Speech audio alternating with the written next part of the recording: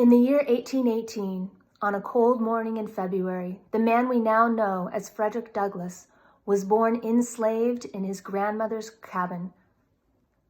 He doesn't have many memories of his mother, only that she left him with the name Frederick Augustus Washington Bailey. She lived 12 miles away herself and could only visit him every so often. He does remember her coming, though, and bringing little ginger biscuits that she had made for him. Frederick doesn't have many memories of those first few years, only the memory of playing around his grandmother's cabin on the edge of the woods, and that he was very, very hungry. Whenever he wanted something to eat, he would roast an ear of corn over the fire, or would steal eggs from under the barn and roast those as well. At night, he would crawl into a meal sack to try to keep warm and leave his feet in the ashes of the fire. When Frederick was 6, it was time for him to be initiated into his real life, the life of an enslaved person. His grandmother walked him the long ways through a dark forest. When he got to the other side, she left him there.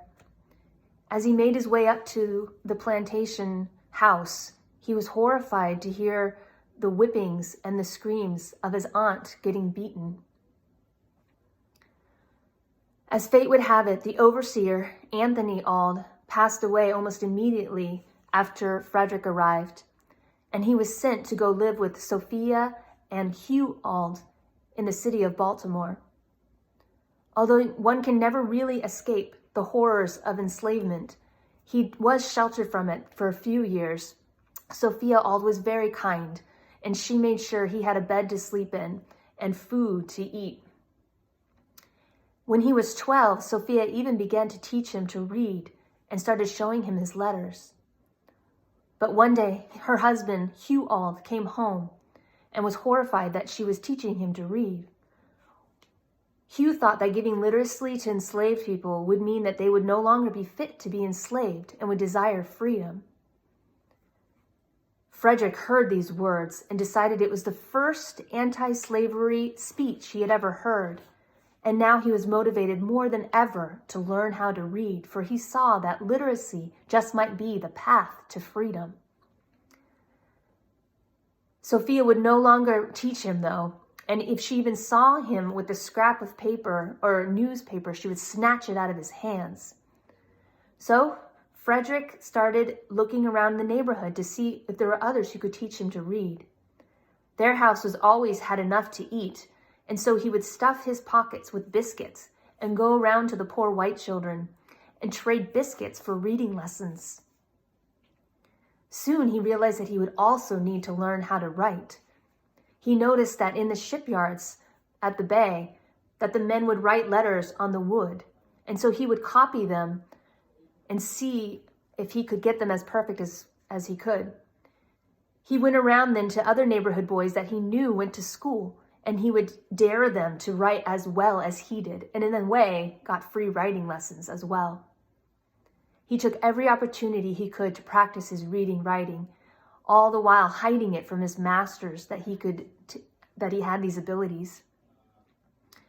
At that time, he also found the Columbian Orator, which was a collection of essays from about different topics.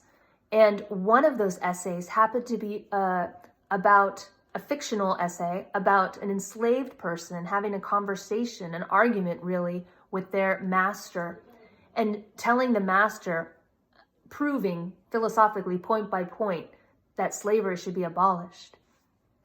Frederick was so inspired by what he read, and he credits that first reading as shaping his views about being an abolitionist, someone who wanted to abolish slavery.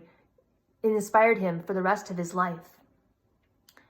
He started thinking more and more about these views and wondering what would be his path to freedom. However, when he was 16, things took a turn for the worst.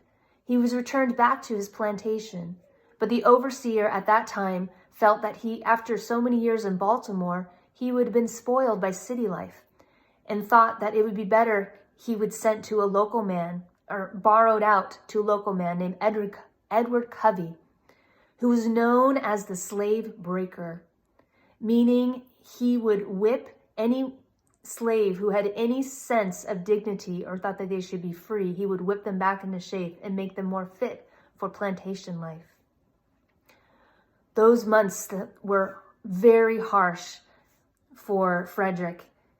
He was only 16, and at that time, Edward was very focused on him and felt that anything that Edward could think of, that even though Frederick tried his best as he could to do everything perfectly, Edward would make up things and beat him every opportunity he could. Finally, after 7 months of this, Frederick had had enough and was in despair and ran away into the woods back to his previous plantation master and begged him to take him back. But the master wouldn't. He sent him back to Covey. In despair, Frederick wandered through the woods and wasn't sure what to do.